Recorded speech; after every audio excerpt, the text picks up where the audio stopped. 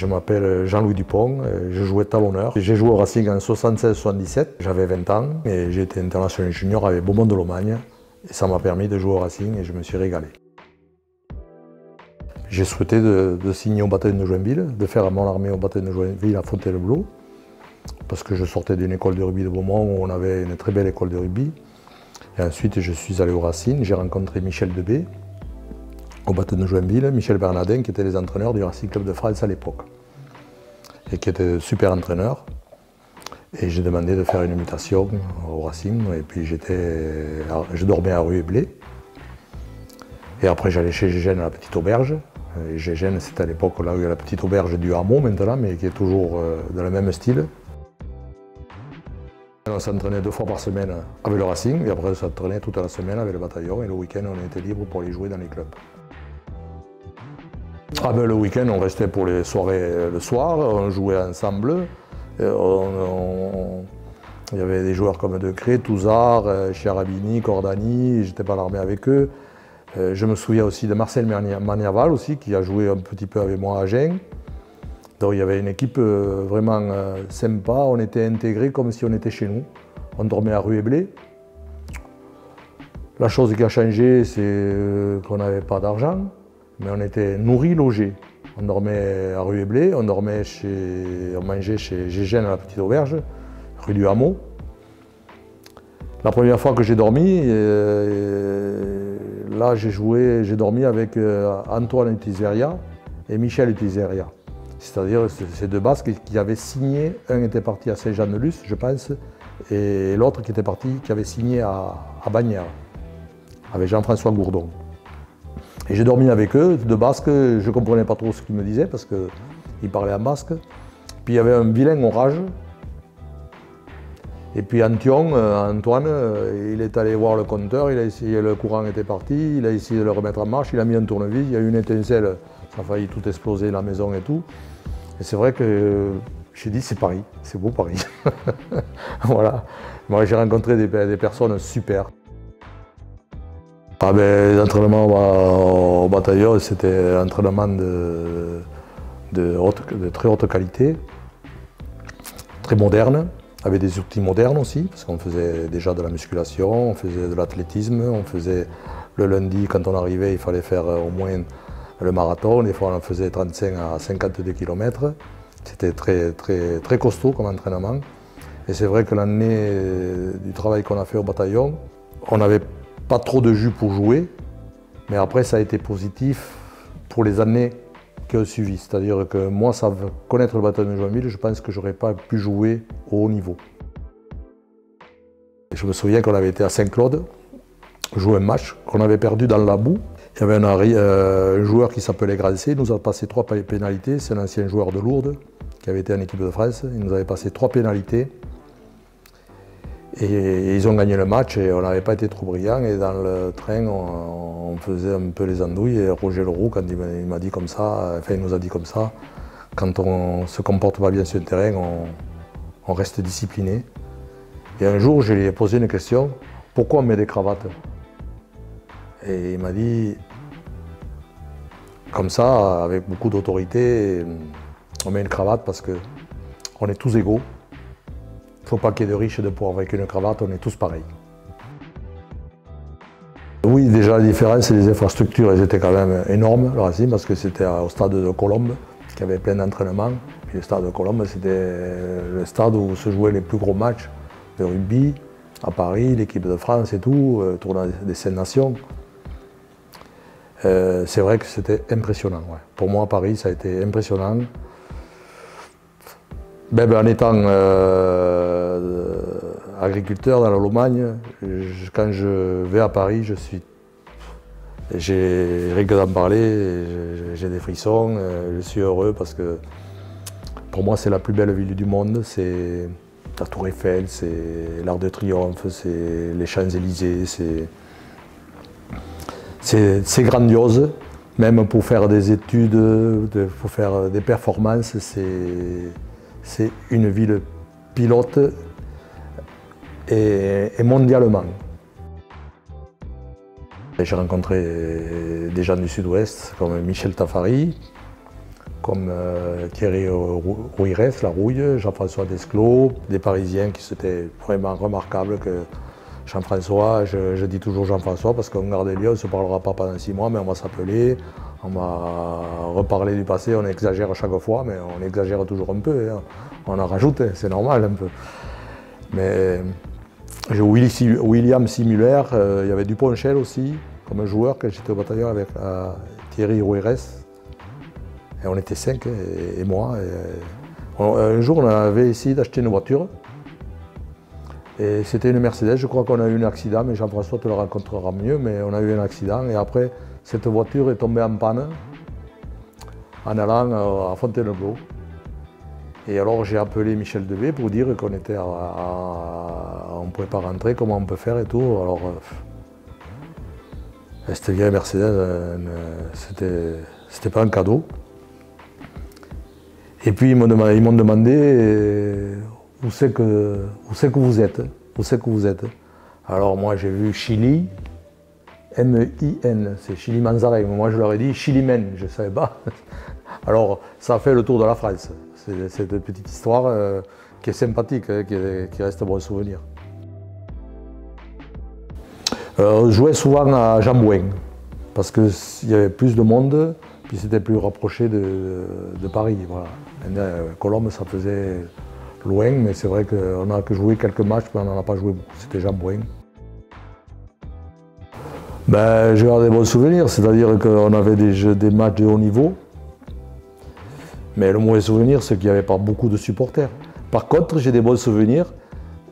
J'avais des personnes qui étaient à la poste, qui avaient quelques boulots, qui étaient au boulot sur Paris, et puis ils venaient me voir jouer. Et j'étais des fois surpris, même de ma petite commune faudoise. Bon sang, qu'est-ce que tu viens là? Ben, je viens te voir jouer. J'étais content, moi, parce que l'année d'avant, ils avaient été demi-finalistes, ils avaient perdu contre Béziers. Ils avaient fait une belle demi-finale contre Béziers. Vraiment, c'était produire du jeu. Produire beaucoup de jeux, du jeu de mouvement, des jeux que j'aime bien. Voilà. Bon, il fallait le contact, il fallait les mêler, il ne fallait pas reculer, il ne fallait pas, comme toujours, hein, si devant ça ne va pas, rien ne va derrière. Hein, on a eu une année très difficile. On s'est maintenu pour rester en national, pour ne pas descendre. Parce que le Racing, c'est comme ça. Il y avait une grosse année, parce qu'il y avait les meilleurs recrues de France qui jouaient au Racing. Et puis l'année après, ces recrues rentraient au Pays Basque, rentraient dans la Lomagne, rentraient à Montauban, au stade, ils revenaient dans leur club à eux. Moi, je trouve qu'on était bien accueillis. Bon, il y a eu le fameux derby Bagnères-Racing, parce que Jean-François Gourdon avait signé au Racing, non à Bagnères, avec Michel Utizeria. Alors ça avait fait un contentieux, ça avait été un match très houleux, mais enfin, il n'y a pas eu de blessés graves, il n'y a pas eu... Mais après, le Racing a toujours été respecté, voilà. C'était un grand club. Parce que le Racing, il n'y a pas que le rugby. Moi, ce que j'ai apprécié, c'était le pré-catalan, que j'ai oublié de dire, le golf à la boulie. C'était que le rugby, c'était pratiquement les pauvres sur Paris. Parce que c'était une pyramide, il y avait le tennis, il y avait toutes les sections sportives. C'est là où le club où il y a le plus de champions du monde, ce soit l'escrime, la natation, le badminton, il y a tous les sports qu'on ne voit pas même. Mais c'est le plus grand club d'Europe, on dira, avec toutes les sections sportives. Et je me souviens, c'était le tennis qui était abonné. Pour jouer au tennis, il y a peut-être 1500, 10 000 abonnés, je ne sais pas, je dis n'importe quoi. Mais c'était ces abonnements qui faisaient vivre toutes les structures du Racing. C'était une pyramide, et il y avait un président du Racing et après il y avait un président dans chaque section sportive. On se respectait quand même, il y avait du respect. Mais bon, des derbies, le clocher, les histoires de clocher, c'était quand même important.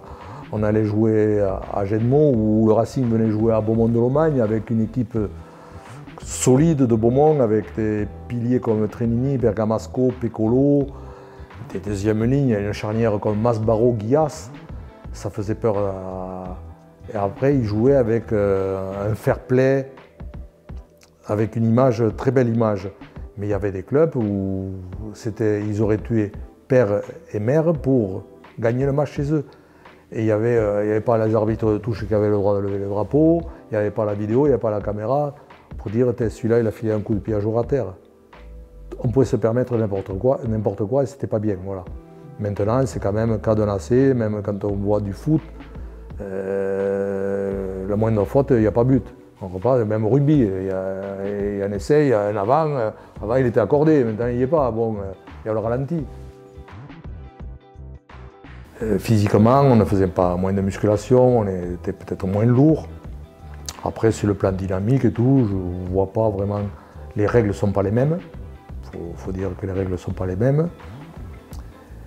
Il y a eu beaucoup d'améliorations dans le combat, dans l'agressivité, parce que souvent c'était de la méchanceté ou un coup de pied un jour à terre ou un coup de poing sous la mêlée. Et maintenant, ça n'existe plus. Donc ça a progressé, je dis, dans le bien. Je trouve que le rugby a bien progressé. Moi, j'aime bien voir les jeunes de maintenant. J'ai regardé l'équipe de France, je regarde le Stade Toulousain, le Racing, tout ça. Il y a du jeu. On ne va pas dire que... Avant, on n'était pas meilleur. C'était le rugby d'avant. Et avant nous, c'était un autre rugby. Ce qui reste, je pense que...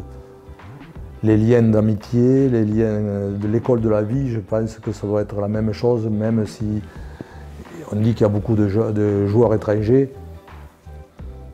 Moi, ça ne me dérange pas, parce que si le monde entier était comme ça, il n'y aurait pas de guerre.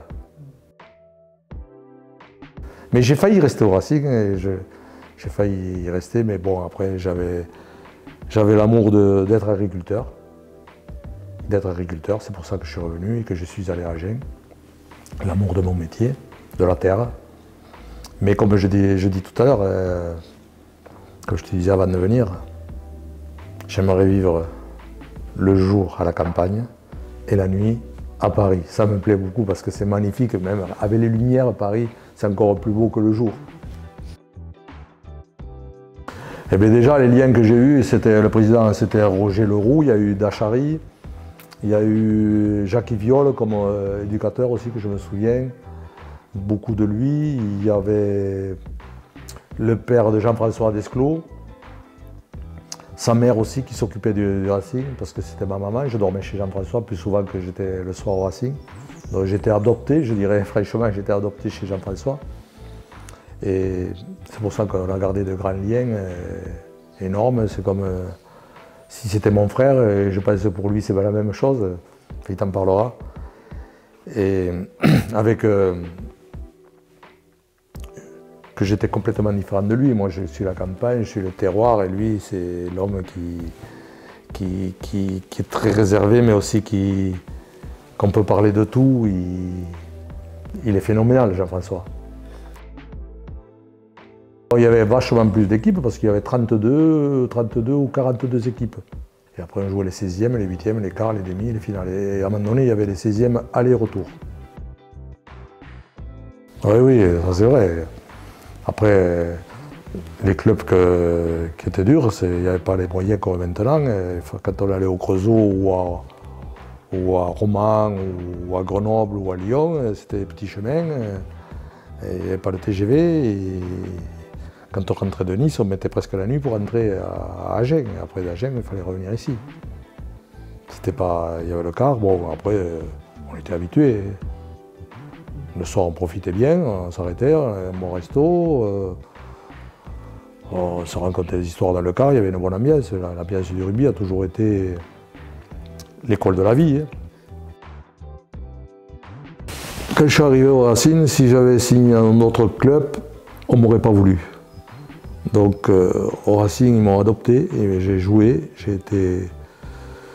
Ça a été aussi l'école de la vie, de savoir se débrouiller, de vivre dans une grande ville et de rencontrer des mecs super.